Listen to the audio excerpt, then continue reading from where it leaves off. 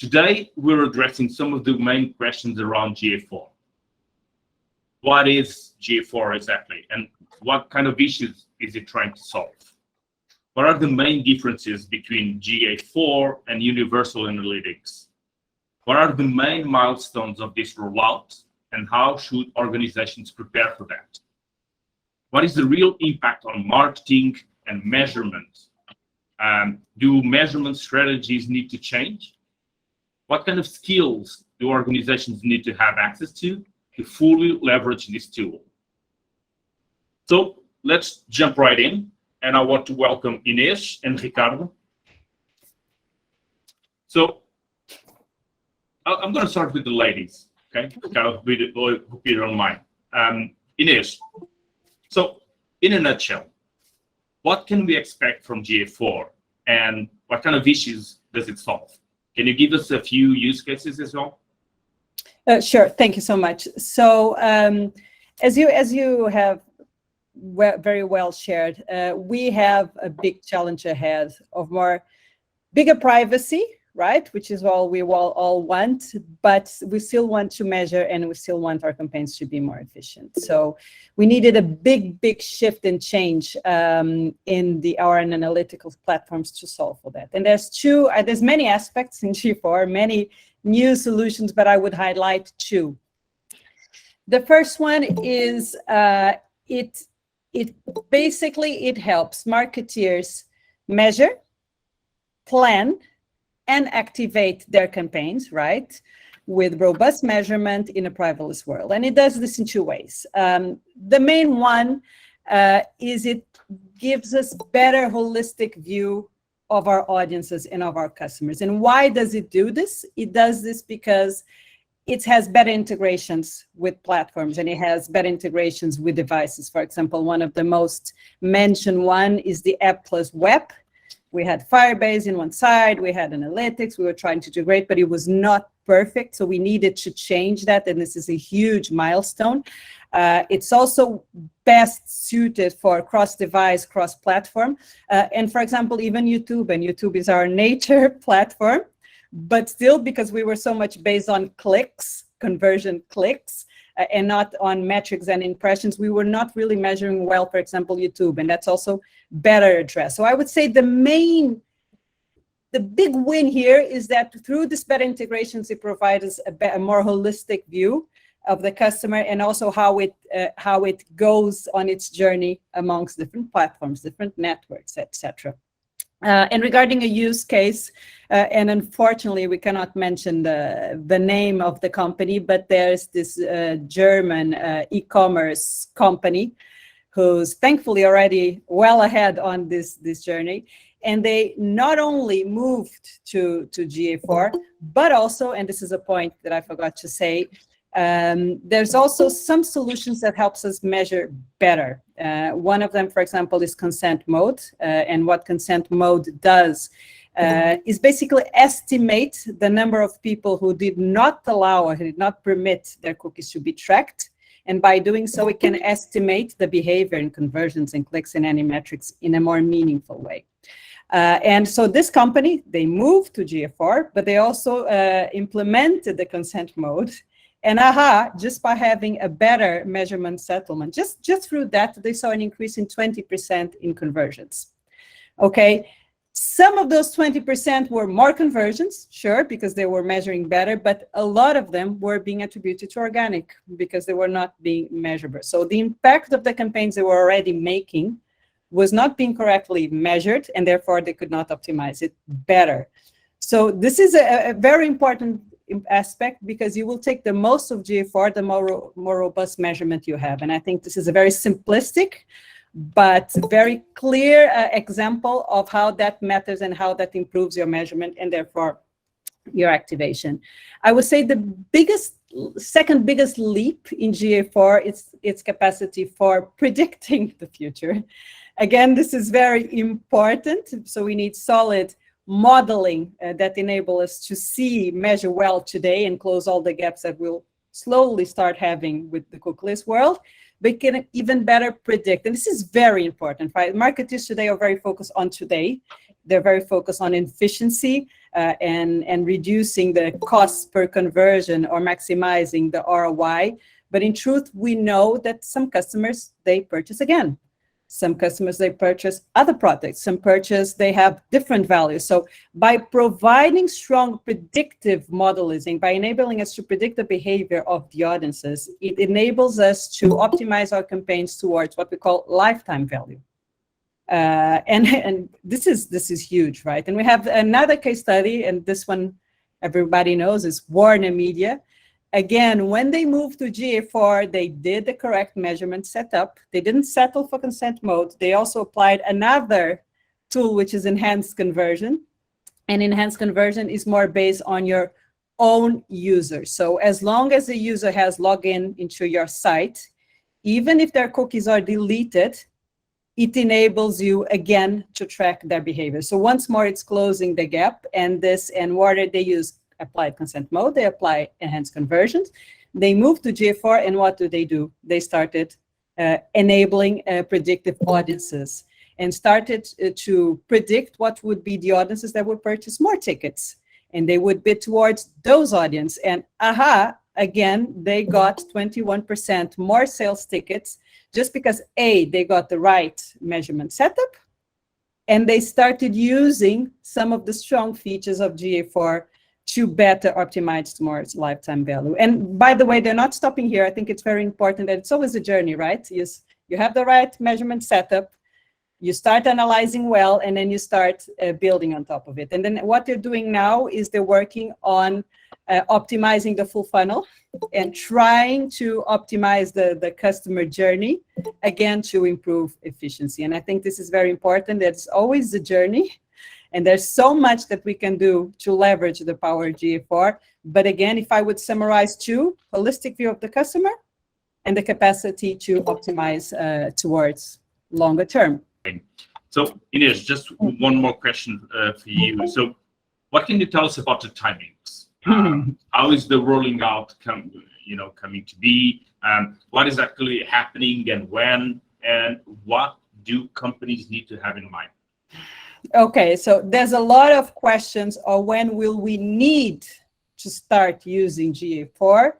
I would shift that question to when should we start using GA4. It's a very different question because I think, and thank you for the sessions, that most companies are not aware of the value of GA4, and it's something that is just sitting there until the very last minute when they need to make the shift. And so not avoiding your questions on when will they stop being able to use the standard version.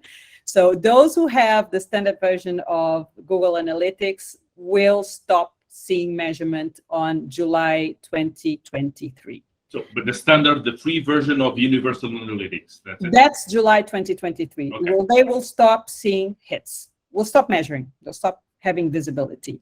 Those who are on the enterprise version, so GA360, those will stop on September 2023. Okay, that's when it's going to die altogether. But you need to be prepared before. First, you need historical data, because if you don't have historical data, you will not be able to compare to the past. So you will need to start measuring at least 1 year before that. That's a very important factor. But then again, I don't think that's the question, right? Seeing the power that we've been discussing the GA4 has, those companies who actually take advantage of it earlier will be more competitive versus companies that don't.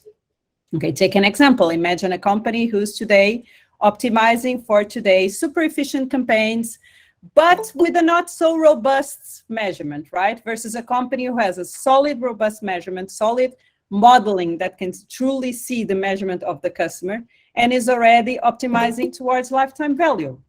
And a complete full funnel strategy versus a silos. There's no possible competition there. So those companies who move faster, again, work first on the right measurement setup, work on solid modeling, and then starts optimizing and adding those inputs into those campaigns, they will be much, much more competitive than other companies. So I would say, when should you do it? You should do it yesterday. But that doesn't mean don't rush it. and start doing it not in the most efficient way, but start doing the setup, doing the integrations with all the relevant platforms and inputting all the relevant data, start analyzing and understanding, and then when you're ready, start activating. So to be ready, especially and primarily for the next year. And by the way, peak season is a very, very big moment for everyone, right? So you should certainly have all the measurements set up by peak season. So when next year you will already be using only GA4, you have historical data, and you will be better prepared to take the most of it.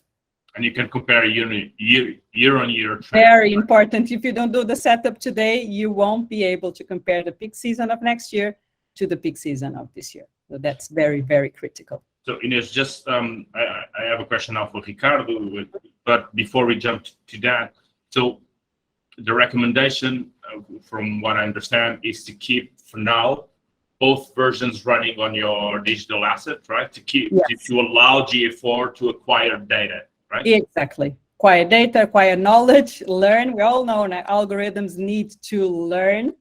GA4 will need to learn, and so we should have them both at the same time. And by the way, you can have them both at the same time until the end, but gradually it will be just a measurement, and then slowly modeling, and then slowly, when you're ready, you can then move to activate and use it towards your campaign. But they can live side by side until the very end, I would say. Then it depends on the paid and unpaid, but they will coexist until you're comfortable to do that shift, but start working on it now.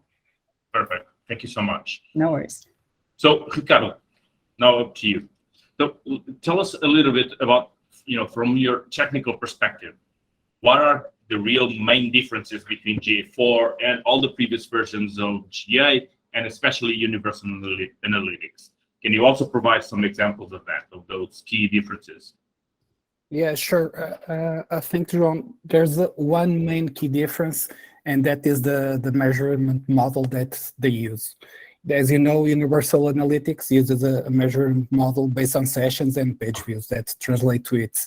We know that a session is a group of user interactions with the websites, which take place over a given time frame. It can contain multiple page views, events, and e-commerce transactions, for example. In GA4, it uses a measurement model based only on events and parameters. The principle here is that any interaction can be captured as an event. As a result, all Universal Analytics hits types translate to events in GA4. This not only works for the pre-built events on GA4. If you notice, when you set up the account, it has already some custom events pre-built, like page views and user type or something. I can't remember by head, but also for all the custom events related to your business needs. One other major difference is the adaptation to the cookieless reality. As Inês talked before, the world is becoming more and more aware of privacy issues, with users more and more wanting to opt out of sharing their data. And because more people opt out of sharing their data, Google Analytics cannot report all the people to visit the website. We are seeing this gap growing daily. And I believe that most people here use Google Analytics on a daily basis. So they are seeing that, for example, the transactions reported in Google Analytics regarding the real transactions, that gap is growing. Right now, it's about 20% of the market standards. And yeah, user privacy should be protected. We all want to browse freely on the web without our data being sold to companies and governments, so it can be treated like marketing assets or political funds, for example. But on the other hand, data is important to inform marketing decisions and help companies grow and serve their customers better. I think with this combination of regulations and companies being proactive, we have guidelines, laws, and browser functionalities to stop us from abusing this data privacy. In this sense, Google have Google Analytics had no choice but to adapt to remain useful to website owners, and they did. GA4 aims to address these challenges with new privacy first features. The main one for me is that all the IPs are anonymized by default. This is a new feature. If we wanted to do that previously on Universal Analytics, for example, we had to do that by hand. And the new data retention rules also aim to protect users. Yeah, this might seem that, okay, but yeah, we are losing lots of data, but on the other end, Google started working with Google Signals and machine learning inside the platform, helping identify user patterns and their behavior even better. The discussion on privacy, yeah, João. So that's the predictive side that Inês was also mentioning Exactly. a question earlier, right? So the usage of the already available data, and especially our own users, to extrapolate and generate, models that can predict the behavior of future users and those that are not able to identify. That's it, right? Yeah, exactly. Perfect. Yeah, this discussion of privacy is still alive and well, and it's good to see that Google is embracing privacy while allowing us analysts to continue to do our job. It's not 100% accurate, as we all wished, but it's the world we must adapt to. In terms of what you guys can do within your organization, you need to decide how strict you want to be within the law, and whether your team will apply the settings that respect privacy more or less. You have multiple things to do with this. You can use more tools to gather more data, like enhanced conversions or consent mode, or simply you can try and go wild and try to live with it, which is very dangerous in the world that we're living.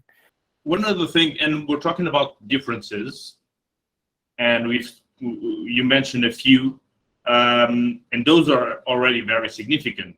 But can you tell us a little bit about the new metrics that GA4 introduces? And on the other hand, are there any old metrics that we were used to that are going away? Yeah, for me, there are three new main metrics that we will see on the GA4 reports, and 2 or 3 that are going away, for better or worse. I still don't know.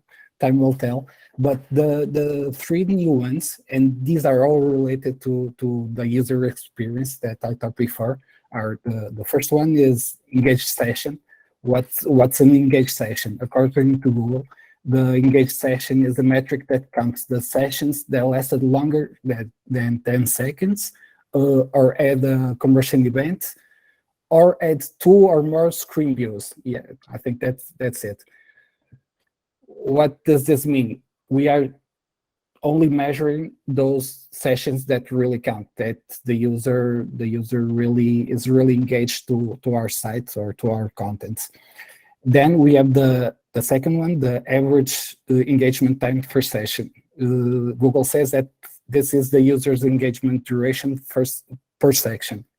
In other words, it's the amount of time that the user is actually engaging on the page, while scrolling, while clicking, while interacting with some of our page elements.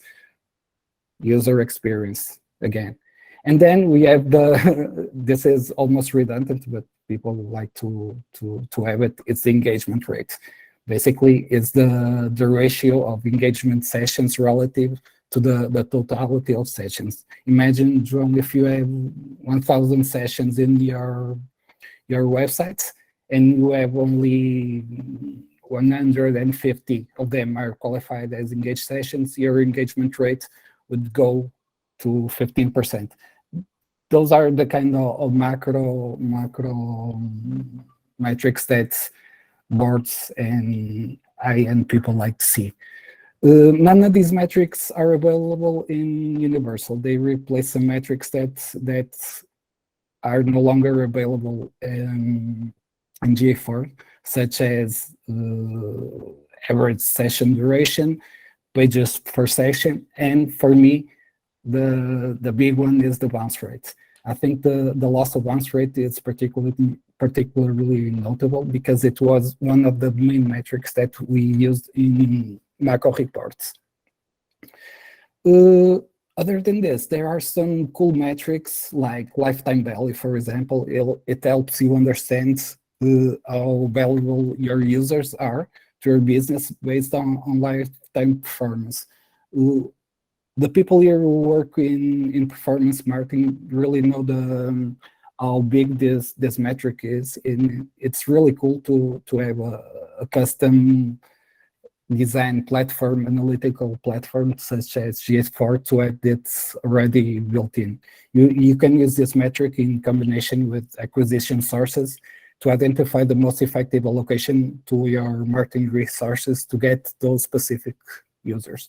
I think for me, these are the really main ones, the really visible ones that are impacting people more. And I think these are the ones that people are really asking about more. Ricardo, one last one for you. I think we've mentioned before already, but I think that there's something that's, speaking about new features, I think that's one of the most highlighted, and I think one of the most democratic for me, as Inês mentioned a few minutes ago. That puts GA4 almost on par with the previous version of GA360 is the free integration with BigQuery, Google's data warehousing solution. For our audience, what does this exactly mean? What can you do with BigQuery, and what's the added value for companies? Yeah, first of all, like Inês said, it's free and available to everyone. I think this is a really big step for Google, and it's kind of Google opening the door for small and medium businesses to get things right, to get that data in order. Basically, Google BigQuery is a fully managed data warehouse run by Google up in Google Cloud. It's kind of the crown jewel of Google Cloud. And it's powerful enough to analyze terabytes of data in seconds, running simple SQL queries, and where you can find all kinds of insights for your data. Furthermore, it integrates with other Google Cloud Platform products, offering great flexibility and vast collaboration opportunities. And to answer your question, why should we use it? For me, there are 4 major reasons for this. The first one, and for me, this is the first one, and it takes a podium, no sample data. For all the people here that do reporting on really big accounts, they know that this is the problem. When we integrate data into BigQuery, we get access to unsampled raw data. This enables us to extract any scoped dimension metric over any duration with no sampling issue, and which therefore helps generate richer insights. The second one, and attention to this one, because this one may bring some problems in the future to some people. In BigQuery, you can have access to all the event parameters. As I said before, the measurement protocol is based on event parameters and in events, and the parameters are the information that event is passing. Google Analytics for interface has a limit for now. I don't know if they are changing this or in the future, but for now, it has a limit of viewing 25 parameters within the events. And imagine what do you need to view more parameters. So you need to pass 30 parameters throughout an event. This is way more common than you think in e-commerce. We have clients passing up to 40, 50 50 parameters throughout an event, throughout that data layer. BigQuery comes in handy here again, and it helps us to store all these additional parameters. Imagine if I was passing 30 parameters, the additional 5 parameters which are not available for us to see in the user interface in GA4 will be in BigQuery, and we can slice and dice them and use it however we want. Third one, this is an important one. Create your channel grouping, like in Universal Analytics. Why? Because there is no channel grouping in GA4. We were used to measure multiple metrics like conversions, engagement, acquisition, and such, and now it's gone. Since Google Analytics 4 doesn't allow us to create those custom channel groupings, we will miss seeing that data in specific groups like paid, social, directs, or if you want to put all our paid traffic, Google, Facebook, TikTok, in one channel grouping, we can do that directly in the interface, so in the GA4 interface. Exactly. Yeah. Thank you, João. So we can extract that data and channel group and do queries to channel group that data in BigQuery. And the last one is the way that we view the data. We have all this abundance of data in the data lake provided by Google. We have some free storage, a lot of free storage actually. Google provides that. They are really cool in that aspect. And it is important to view data to generate meaningful insights. For example, you might want to keep a query ready or a table ready, which you can do which you can use for a daily abstraction, for some analysis that you may want. And this comes in handy if you want to see some trends, ratio of spends and conversions over a period, filter out the data as per requirement without being dependent on the data engineer to go there and always be running those queries. All these combine really well with the integration that BigQuery has with tools like Data Studio, Tableau, and Power BI. It's really easy to push that data to all these major platforms and some others to create those beautiful and custom reports that our bosses really love. I think what stands from this feature is that Google now makes it available to any company of any given size, small, medium, large. You know, those kind of features that were once only available in GA360, and in particular the possibility of them, you know, working with raw data, making some data science and data mining on top of that, and really moving in the direction of having a clear omni-channel activation strategy, right? I think that's exactly that's the point. And now it's really easy and available to anyone. I think like in this side, it's a democratization of Google Analytics, and it's if we use not only GA4 but some parts of the Google Suite that are free, we can do some really cool stuff with it. So I would like to take on that. And Inês, we spoke a lot about the differences that GA4 introduces, and especially this last one, you know, and this kind of features, they probably require a set of skills, some other technologies that most companies may not be used to, you know. So I would like to address now, you know, it's the impact of these changes, not so much the reporting interface or whatsoever, but this core functionalities of GA4, and what is the impact of that in the marketing teams? You know, what would you say are the top priorities for marketers to get ready in terms of strategy, mindset, but also skills in their teams? Yeah, thank you.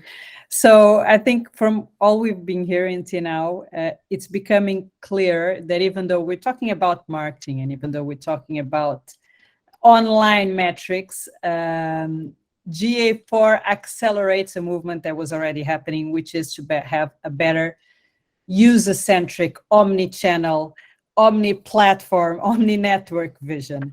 What this means is this is huge intel, right? This is like gold for any company, and not just the marketing teams. We're talking about marketing teams, we're talking about sales teams, we're talking business teams, because it's taking to a next level our understanding of the customer. So I think that's very important, because also the impact doesn't go only to marketing, doesn't go only to sales, it goes much, much more beyond it. And I think the first thing is not so much the skills. If you want to have a customer-centric or a person-centric strategy or intel, it needs a customer-centric company. It needs a complete shift in the company. But going back and not avoiding your question, and starting by skills, of course, any new marketeer will have to have analytical skills. I took marketing. That was not a big part of my course. I can tell you that. It was 20 years ago, but it was not a big part of my. And this is now at the core. I hear a lot the term data scientist, which, right, is really cool, and it looks like you're going to work for NASA or something like that, right? I wouldn't go that far, but the analytical skills will be critical, not only in the marketing teams again, but sales teams and across all the organizations. And I think this is a game changing, and in terms of analytical skills, that will be very critical. But then I would go a little bit further than skills. Of course, if you have a customer-centric vision, you will need an omni-channel strategy. What does that mean? It means that a company can no longer work sales on the side, marketing on the other side, and by the way, offline sales over here, online sales over there. That doesn't work. That doesn't work, and that is basically harming their own company.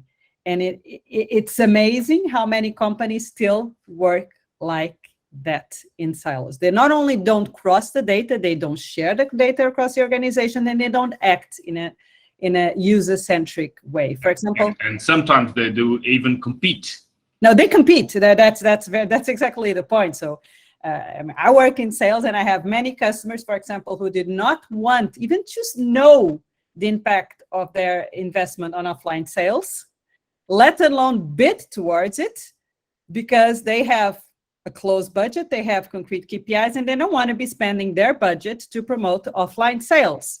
So we have some customers who we could be maximizing the sales of the company, and we're not doing that. And again, the offline team doesn't want to either, because they have their own KPIs. And if somebody comes and say, oh, by the way, but part of your sale came from the online, say, no, I want my commission. So this is like really transformation. And I'm not saying this is easy. This is really tough, because this means changing the company from inside. It means changing how the KPIs are set, how the incentives are set, how the data are shared. It's a huge transformation. And again, startups are an advantage because they start from this ecosystem. Big companies, this is much, much, much tougher. So again, the huge potential today is being like limited by today's organizations and the way they are structured. And agile is not enough. There's a lot of agile going on, which means better cross collaboration, and that's really cool. But the KPIs are still isolated, and the company is still not really working towards using this gold data and giving it back to the people, treating them better, giving them a better customer experience. And by the way, if you do that, and again, it doesn't have to be media, it's also organic, which is another thing, right? We talk, oh, what about churn? What about increasing the loyalty? Oh no, that's not with me. I'm commercial. My goal is to get new customers. Again, this is harming the company within inside. So we need this to come from the top. So I would say, first of all, it's sponsorship coming from the top to sponsor this change and work on the skills, but work on the organization to leverage the most. Yes, we're approaching the end, but then I think that's something very important to be said about this, and with all these new skills required, with all this mindset change that companies need to embrace, how can companies and marketing teams, benefit from working with outside partners? And when are these useful? And can you give us also some best practices you've been observing? Sure. I think one very important thing is companies always work with partners. That is a no-brainer, right? They always recognize the value of partners to have an outside perspective and to accelerate, right? Because all companies can gather that information, but they will go faster with partners. So that's a no-brainer. What we're seeing a shift here is before the different departments work with different partners. The advertising team will work with the advertising agencies. The higher level, the companies will work with big consultancy companies for the strategy.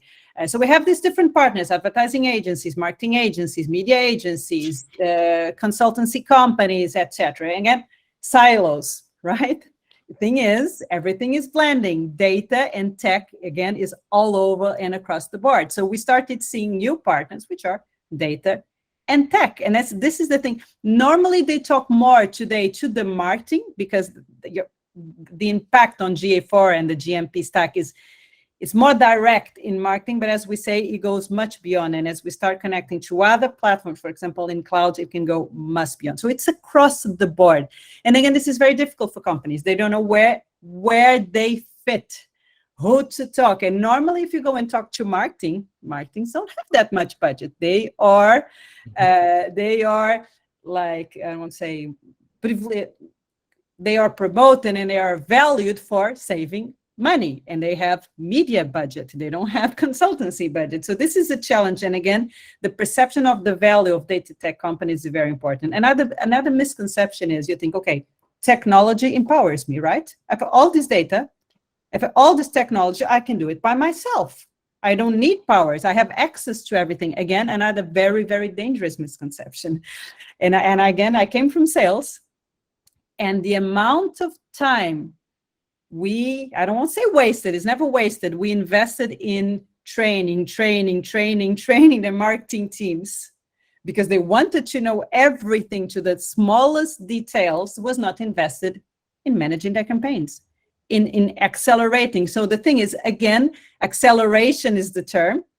You need to make the smart choices that will help you move faster. And technology, it's a very, very specific skill. It's impossible to keep up to date. It's always accelerating. So you need to recognize that. You need to use these. You need to use kind of partners like you to help you accelerate and to take the best of the strategy. And by the way, if you have customers here, Google is not a tech partner. We have the tech stack, true.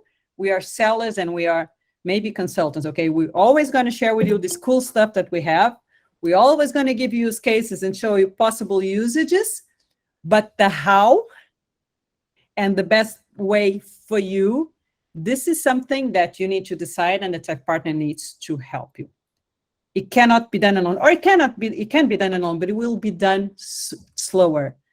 And technology and data is evolving so fast that if you do it slower, again, you will become less competitive. So it is not a cost, it's an investment. And many times it can be quantified, the impact of the investment you do in tech companies and the impact it can give you back in terms of revenue accelerating. So I would summarize with that. So understand again, the impact is not just for marketing, it is not a cost, and will help you accelerate and take the best of the digital evolution. Ricardo, to wrap up, Yeah. What do companies need to do right now? Okay, and more importantly, or as importantly, how can you help? Okay, right now, as Ines said in the beginning, companies need to react, not today, yesterday, because if you are reacting to this today, you are already late. This is a call to action to all the company owners, marketing agents, data analysts, whoever has contact and has needs to analyze data and to view data. These kinds of platforms, like Ines also said, need time to be activated, need time to gather information, to train the algorithm, and need to be activated as soon as possible. As said several times before, data is the new oil. And as soon as you start collecting, analyzing, and using those prediction models, the soon you will be able to make a different impact in your company and clients, and understand how the market is changing. before the change hits you in the face like a speeding train, as I usually say. What can we do? We at Wise Pirates and Inerdata have been working closely with some. We have many clients, but we started this journey almost a year ago with some more mature, digital mature clients, and already have some implementations up and running. And for now, we have almost flawless results. The process involves both our team and the clients, so we can make sure that all the essential metrics and events are all needed for your business, for reading your business, are taken into consideration so that you can prepare a future with all the data that you need. Okay, if you want to know more about the technical specifications or what the implementation process looks like, feel free to talk to anyone at Wise Pirates, and we can make some time to run over all these more technical and detailed questions, and always with your specific needs and your business on site. Perfect. So there you have it. I mean, talk to Ricardo or any point of contact that you have inside the company, and we'll be glad to help you. To answer, you know, your success is also our success. So I think we're approaching the end. I don't have any more questions, but we do have questions from the audience. So I would like now to take this opportunity to answer a few of them, and we're going to start with this. I mean, and please, Inês, Ricardo, do intervene as you want. I mean, and this question is quite important. So, will we have a data loss when we transition to GA4? And I think this relates to, is there a way to import data into GA4, data that we have on Universal Analytics, for instance? So what will happen to the data that we have on Universal Analytics? If we do nothing, we will lose it for sure. When the sun comes down, we will lose the data. Yeah, but that's the question everybody is putting. We'll have data loss if we don't parameterize the events properly. It's as simple as that. We cannot rely on the same data layers that we use in Universal. As for the data that we have in Universal, yeah, we can extract them, upload it to BigQuery, for example, and then parse the data with the new data, so we can have not all the continuous data, but it will answer, I don't know, in about 90% of the data. We can have a continuous data feed there. So yeah, we can. It takes some time and work, but if you want to keep the data, you can keep the data. Okay. Yes. Do you want to add something? No, I mean, in terms of more technical details, Ricardo knows much more than me, but there's no reason to lose data, right? I think the data, the metrics will be different in that sense. You might think that you lost data, you did lose the data, you're seeing it another way, which is something that we've been talking to. So as long as you make that shift, as long as you parameterize all the relevant metrics to you, and you do it in time, that by the time the GA Universal stops living, if you had made that shift in a robust way, you should not lose any revenue, because it's not measuring any less. It's just making sure that you have the right metric in the new platform. In the very end, you should have more, right? Because with the modeling, with consent mode, and even with the more robust technologies in GA4, it should actually enable to have more, not less. But again, making this shift in the correct way and in time, to make sure that when Universal dies, you have everything that's relevant for you in GA4, I would say is the key, the most important factor. Another question is, we spoke about the integration with BigQuery, and someone is asking, how to import data to Data Studio directly without the BigQuery integration. And especially because BigQuery has a cost, I think here we're talking about storage and computing cost when we access that data and run queries on top. And there's some data we cannot import to BigQuery, such as events parameter name.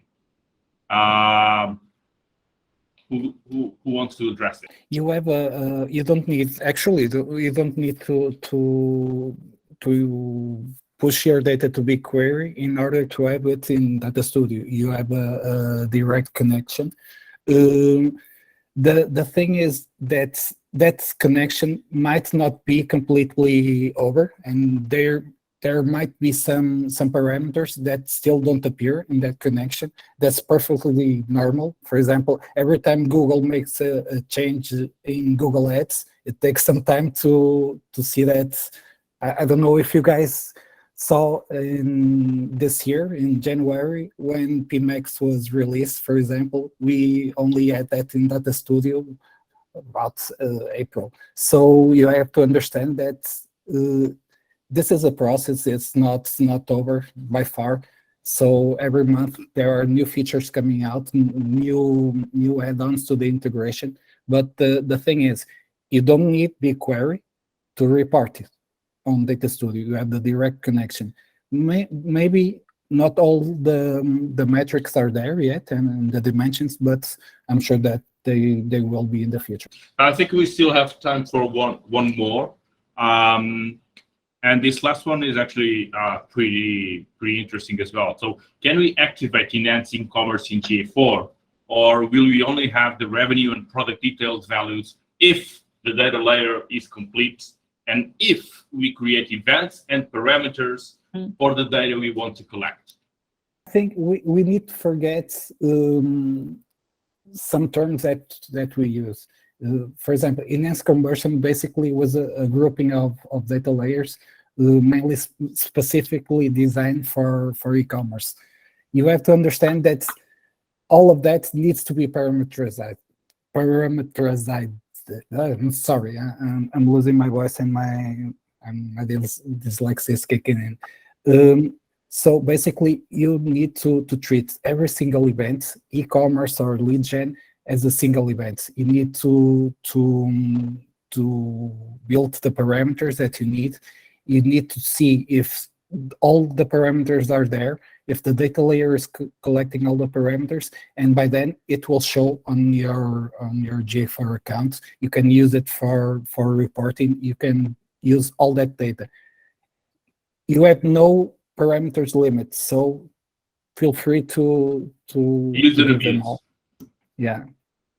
Okay, so the answer to this question is actually you will not have access to enhancing e-commerce, which was basically a plugin that Google released to extract more information from the e-commerce transaction. We're not having that in GA4, but we're gonna have to do everything by hand, right? So setting up every parameter, the product category, the product price, the quantity, everything needs to be set up manually, right? So this is basically they are some default ones, like the answer was saying, the transaction amounts of transaction totals that translate to GA4 as purchases. They are gathered because it's basically the same data layer, but all the other ones you need to go through the GA4 naming convention for the parameters and see what's going on and do those matches. This, and to sum up, is to alert you guys that this is not it's not as easy as putting the measurement ID on your website. You really need to go through all the things that you have in your website to have really cool data. Thank you so much, everyone, for attending. I hope you have enjoyed today's session. As mentioned in the beginning, this session was recorded, so we're going to make it available to all the attendees in the next upcoming hours, okay? So thank you again, and hope to see you soon. Thanks a lot, guys. Inês, Ricardo, thank you again. Thank you, bye. Thank you, guys. Bye-bye.